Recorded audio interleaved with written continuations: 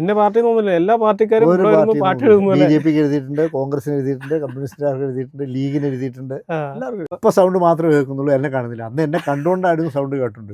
ഞങ്ങളെ കഴിഞ്ഞ പഞ്ചായത്ത് ഇലക്ഷൻ രസമായിരുന്നു. കാരണം വെച്ച് കഴിഞ്ഞാൽ എനിക്ക് ഉറങ്ങാൻ പോലും പറ്റിയിട്ടില്ല. ഇപ്പോൾ 6ാം ക്ലാസ്സിൽ പഠിക്കുമ്പോൾ തന്നെ ഒരു അനൗൺസ്മെന്റ് ചെയ്ത് സ്വന്തം ജീവിത വരുമാന മാർഗമായിട്ട് മാറ്റിയ ഒരു കൊച്ചു പയ്യൻ, 2 കുട്ടികളുടെ മുത്തച്ഛനായിട്ടുള്ള നമ്മുടെ മധുച്ചേട്ടൻ്റെ അടുത്താണ് നമ്മൾ വന്നേക്കുന്നത്. മധുചേട്ടാ നമസ്കാരം. 12ാം വയസ്സിൽ അനൗൺസ്മെന്റിലേക്ക് ഇറങ്ങിയതിനെ പറ്റി നമ്മളോട് ജസ്റ്റ് ഒന്ന് പറയാമോ? അത് അവിചാരിതമായി സംഭവിച്ചൊരു കാര്യമാണ്. എൻ്റെ അച്ഛനൊരു അനൗൺസറായിരുന്നു. അതല്ലേ? സിനിമയിലേക്ക് അനൗൺസ് ചെയ്യുന്ന ആളാണ്. അച്ഛനെ വിളിക്കാൻ വേണ്ടിയിട്ടാണ് വന്നത്. അച്ഛൻ സിനിമയുടെ എല്ലാ വേറൊരുത്തിൻ്റെ അനൗൺസ്മെന്റ് നടത്തി. അപ്പം അച്ഛനോട് അനൗൺസ് ചെയ്യാമെന്ന് ചോദിച്ചപ്പോൾ അച്ഛൻ പറഞ്ഞു ഞാൻ പറ്റില്ല, ഞാൻ ആ സിനിമയുടെ മാത്രമേ ചെയ്യാറുള്ളൂ. അപ്പോൾ വന്നവർ എന്ത് ഉദ്ദേശത്തിലാണ് ചോദിച്ചതെന്ന് അറിയില്ല, മകനെ വിടാവുന്നത്. അപ്പോൾ എനിക്കിതിനോട് ഭയങ്കര താല്പര്യം ഉണ്ടായിരുന്ന ആളായതുകൊണ്ട് ഇവർ എന്നോട് ചോദിച്ചു എങ്ങനെയാ മോനെ വരാമെന്ന് ചോദിച്ചു. ഞാൻ വരാമെന്ന് ഒരു രാഷ്ട്രീയ അനൗൺസ്മെന്റ് ആയിരുന്നു. അത് ഞാൻ എൻ്റെ ശൈലിയിലാക്കി എനിക്ക് തോന്നിയ രീതിയിൽ കുറേ വാചകങ്ങളൊക്കെ ചേർത്ത് പറഞ്ഞു. അവർക്കത് ഇഷ്ടപ്പെട്ടു. അനൗൺസ്മെന്റ് കഴിഞ്ഞപ്പോൾ അന്ന് ഈ പെട്രോളിയമാണ് അനൗൺസ്മെന്റ് കഴിഞ്ഞ് ഇറങ്ങിയപ്പോൾ എനിക്ക് അന്ന് അവർ 20 രൂപ വന്നു. അപ്പോൾ എനിക്കത് തോന്നി ഇത് ഒരു വരുമാന മാർഗമാക്കി. ഏത് വർഷമായിരിക്കും അത്? ഏതാണ്ട് 1969. 69-ലാണല്ലേ? അന്ന് ഇന്നത്തെ എത്ര രൂപ ക്യാഷിന്റെ വാല്യൂ ആണ് 1000 രൂപ എന്ന് പറഞ്ഞാൽ? ഇന്നത്തെ ആകുമ്പോൾ ഒരു 1000 രൂപ അത്രയും പൈസ 12ാം വയസ്സിൽ കിട്ടി. അപ്പൊ അതൊരു ഒരു സാധ്യതയായിട്ട് എനിക്ക് തോന്നുന്നു. നമ്മൾ നമ്മുടെ സ്റ്റുഡിയോയുടെ ഫ്രണ്ടിലാണല്ലേ? അശ്വതി സ്റ്റുഡിയോ. എൻ്റെ സ്ഥാപനങ്ങളിലെല്ലാം പേര് അശ്വതി എന്നായിരുന്നു. അത് ഒരു ദോഷമില്ലാത്ത ഒരു പദം എന്നുള്ള രീതിയിലും 3 അക്ഷരങ്ങളേ ഉള്ളൂ, ആയിൽ തുടങ്ങുന്നു. അങ്ങനെയൊക്കെ ഉള്ളൊരു പ്രത്യേകത വെച്ചിട്ട് അശ്വതി എന്നുള്ളത്. ആ നാളുകാർ പോലും എൻ്റെ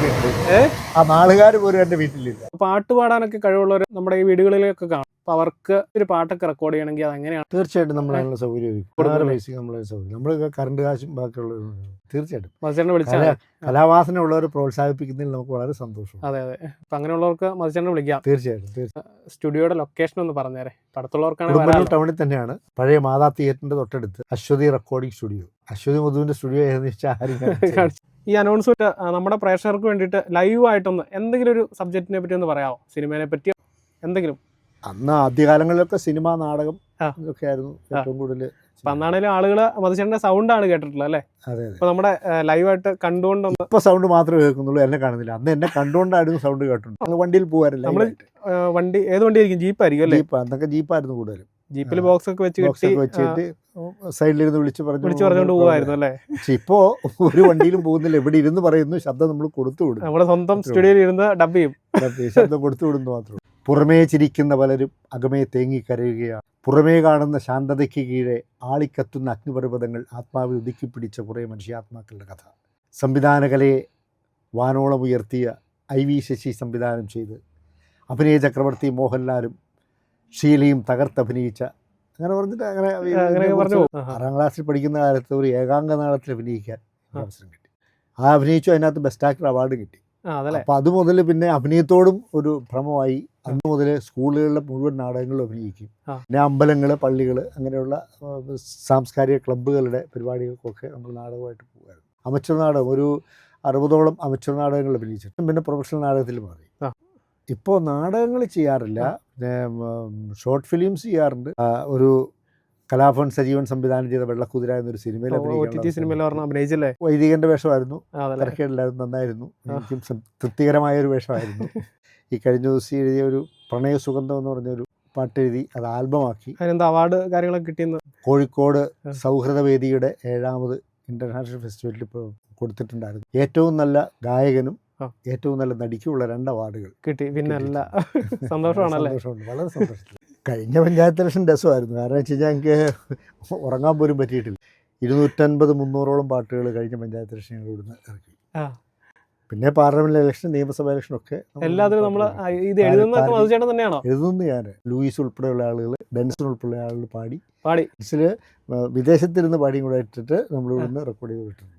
അജിലിനെ ഇഷ്ടമാതിരി പാട്ടുകാരെ ഇഷ്ടമാതിരി നമുക്കുണ്ട്. കറക്റ്റായിട്ട് എഴുതി കൊടുത്തു കഴിഞ്ഞാൽ അവരെന്നേരം പാടി വിടുമായിരുന്നു. ഇന്ന പാർട്ടി ഒന്നുമില്ല, എല്ലാ പാർട്ടിക്കാരും ബി ജെ പിക്ക് എഴുതിയിട്ടുണ്ട്, കോൺഗ്രസിന് എഴുതിയിട്ടുണ്ട്, കമ്മ്യൂണിസ്റ്റുകാർക്ക് എഴുതിയിട്ടുണ്ട്, ലീഗിന് എഴുതിയിട്ടുണ്ട്, എല്ലാവർക്കും. അതിപ്പോൾ അവർ നമ്മൾ വാട്സാപ്പിൽ നമ്മുടെ ഒരു പാട്ടിന് ഇത്ര രൂപ എന്ന് പറഞ്ഞാൽ ഇത്ര രൂപയും വാട്സാപ്പിൽ അവരുടെ പരസ്യങ്ങളും അവരുടെ ചിഹ്നവും ആ.